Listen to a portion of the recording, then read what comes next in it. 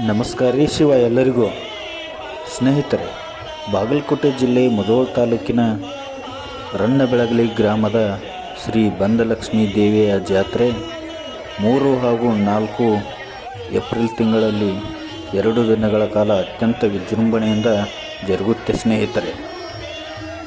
ಸ್ನೇಹಿತರೆ, ಈ ತಾಯಿ ಮೂಲತಃ ಮಲೆನಾಡಿನಿಂದ ಹೊಸಪೇಟೆ ಮಾರ್ಗವಾಗಿ ಮರಳುಗಾಡಿನ ಮೂಲಕ, ಆವಾಗಿನ ಕಾಲದಲ್ಲಿ ಕಾಡು ಮರಳುಗಾಡು ಮೂಲಕ ಈ ತಾಯಿ ವಲಸೆ ಈ ರನ್ನಬೆಳಗಲಿಕ್ಕೆ ಬಂದಾಗ ಈ ಊರಿನ ಹೆಸರು ಗಿಜಗನಹಳ್ಳಿ ಎಂಬ ಹೆಸರಿತ್ತು. ಸ್ನೇಹಿತರೆ, ಈ ತಾಯಿಯು ಈ ಊರಿಗೆ ಬರುವ ಮುಂಚೆ ಈ ಊರು ಅತಿ ಬರಗಾಲದಿಂದ ಕೂಡಿ ಇಲ್ಲಿನ ಜನರು ಅನಾರೋಗ್ಯದಿಂದ ಬಳಲುತ್ತಿದ್ದರಂತೆ. ಸ್ನೇಹಿತರೆ, ಈ ತಾಯಿಯು ಇಲ್ಲಿ ಬಂದು ನೆಲೆಸಿದ ಮೇಲೆ ಇಲ್ಲಿ ಒಳ್ಳೆಯ ಮಳೆ ಬೆಳೆಯಾಗಿ ಇಲ್ಲಿನ ಜನರು ಒಳ್ಳೆಯ ಜೀವನ ನಡೆಸುತ್ತಿದ್ದಾರಂತೆ. ಸ್ನೇಹಿತರೆ, ಈ ತಾಯಿಯು ಪರಮಾನಂದ ಮಹಾರಾಜರ ವಾಸಿಸುವ ಗುಡ್ಡಕ್ಕೆ ಹೋಗಿ ಪ್ರತಿನಿತ್ಯ ಪೂಜೆ ಪುನಸ್ಕಾರ ಮಾಡುತ್ತಿದ್ದರಂತೆ. ಸ್ನೇಹಿತರೆ, ಆ ಸಮಯದಲ್ಲಿ ಈ ಪ್ರದೇಶವನ್ನು ಆಳುತ್ತಿದ್ದ ಮಹಾರಾಜನು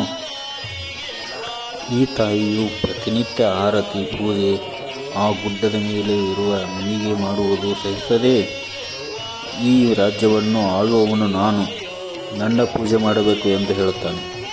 ರೂಪವತಿಯಾದ ಬಂದಲಕ್ಷ್ಮೀ ದೇವಿಯು ಆ ರಾಜನ ಮಾತನ್ನು ತಿರಸ್ಕರಿಸುತ್ತಾಳೆ. ಆಗ ಕೋಪಿಷ್ಠನಾದ ರಾಜನು, ನೀನು ನನ್ನ ಒಳಗು, ಆಗ ನಿನಗೆ ಆ ಗುಡ್ಡದ ಮೇಲಿರುವ ವ್ಯಕ್ತಿಗಿಂತ ಹೆಚ್ಚಾಗಿ ನಿನಗೆ ಬೇಡಿದ ವರವನ್ನು ಕೊಡುವೆ ಎಂದನು. ನೀನು ಏನೇ ಕೊಟ್ಟರೂ ನಿನಗಿಂತ ಹೆಚ್ಚಿನದನ್ನು ನನ್ನ ಅಣ್ಣನು ಪರಮಾನಂದ ಅಜ್ಜನು ಕೊಡುವನು ಎನ್ನುತ್ತಾಳೆ. ಆಗ ಕೋಪಿಷ್ಠನಾದ ರಾಜನು ಪರಮಾನಂದ ಅಜ್ಜನ ಬಳಿ ಹೋಗುತ್ತಾನೆ. ನಿಮ್ಮ ಬಗ್ಗೆ ಬಂದಲಕ್ಷ್ಮೀ ದೇವಿಯು ಕೇಳಿದ ವರವನ್ನು ಕೊಡುತ್ತೀಯಂತೆ ಎಂದನು. ಹಾಗಾದರೆ ನನಗೆ ಒಂದು ವರವನ್ನು ಕೊಡು. ನಾ ಕೇಳಿದ ವರವನ್ನು ನೀ ಕೊಡದಿದ್ದರೆ ನೀನು ಸೋತೆ ಎಂದು ಒಪ್ಪಿಕೊ. ಆಗ ಬಂದಲಕ್ಷ್ಮಿಯನ್ನು ನನ್ನ ಅರಮನೆಗೆ ಕಳುಹಿಸು ಎಂದು ಹೇಳುತ್ತಾನೆ. ಸ್ನೇಹಿತರೆ, ಆಗ ಪರಮಾನಂದ ಅಜ್ಜರು, ಕೇಳು, ನಿನಗೆ ಏನು ಬೇಕಾದರೂ ವರವನ್ನು ಕೇಳು. ಆಗ ರಾಜನು, ಈ ಗಿಜಗನಹಳ್ಳಿಯಲ್ಲಿ ಹೊನ್ನವನ್ನು ಹಾರಿಸು, ಅಂದರೆ ಹೊನ್ನು ರತ್ನ ಬಂಗಾರ ವಜ್ರ ವೈಡೂರ್ಯವನ್ನು ಹಾರಿಸು ಎಂದು ಹೇಳುತ್ತಾನೆ. ಆಗ ಪರಮಾನಂದ ಅಜ್ಜರು ತಮ್ಮ ಕಂಬಳಿಯನ್ನು ತೆಗೆದು ಹಾರಿಸಿದರಂತೆ. ಆಗ ಗಿಜಗನಹಳ್ಳಿಯಲ್ಲಿ ಹೊನ್ನ ನಾಡು ಆಯಿತಂತೆ, ಅಂದರೆ ಬಂಗಾರದ ಮಳೆ ಆಯಿತು. ಇದರಿಂದ ಗ್ರಾಮದ ಜನರು ಶ್ರೀಮಂತರಾದರು. ಆಗ ರಾಜನ ಹತ್ತಿರ ಯಾರೂ ಕೆಲಸ ಮಾಡಲು ಆಳುಗಳು ಬರುವುದು ಕಡಿಮೆಯಾಗಿ ಅವನ ಜೀವನ ನಿಂತು ಹೋಯಿತಂತೆ. ಆಗ ರಾಜನಿಗೆ ಜೀವನ ನಡೆಸುವುದು ತುಂಬ ಕಷ್ಟವಾಯಿತು. ಆಗ ತಾನು ಆಡಿದ ಮಾತು ತಪ್ಪು ಎಂದು ಅರಿವಾಗಿ ಆಗ ಅವನು ಬಂದಲಕ್ಷ್ಮಿ ಹತ್ತಿರ ಬಂದು ಕಾಲು ಬೀಳುತ್ತಾನಂತೆ. ನನ್ನ ಅಹಂಕಾರದಿಂದ ನನಗೆ ಈ ರೀತಿ ಆಯಿತಂತೆ. ಆಗ ಬಂದಲಕ್ಷ್ಮೀ ದೇವಿಯು ಆ ರಾಜನನ್ನು ಕ್ಷಮಿಸಿ ಉದ್ಧರಿಸುತ್ತಾಳಂತೆ. ಸ್ನೇಹಿತರೆ, ಆಗ ಈ ಊರಿಗೆ ಬೆಳಗಲಿ ಎಂದು ಹೆಸರು ಬಂದಿತಂತೆ. ಸ್ನೇಹಿತರೆ,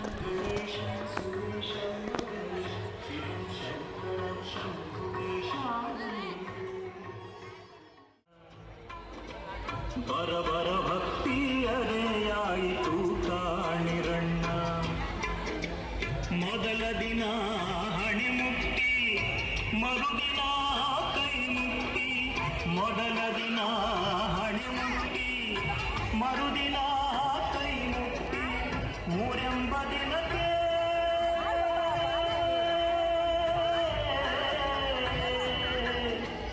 ಮೂರೆಂಬ ದಿನಕ್ಕೆ ತೂಕಡಿಕೆ ಕಾಣಿರಣ್ಣ, ಮೂರೆಂಬ ದಿನಕ್ಕೆ ತೂಕಡಿಕೆ ಕಾಣಿರಣ್ಣ, ಮೂರೆಂಬ ದಿನಕ್ಕೆ ತೂಕಡಿಕೆ ಕಾಣಿರಣ್ಣ. ಪರಬರ ಭಕ್ತಿ ಪರಬರ ಭಕ್ತಿ ಅರೆಯಾಯಿತು ಕಾಣಿರಣ್ಣ, ಪರಬರ ಭಕ್ತಿ ಅರೆಯಾಯಿತು ಕಾಣಿರಣ್ಣ.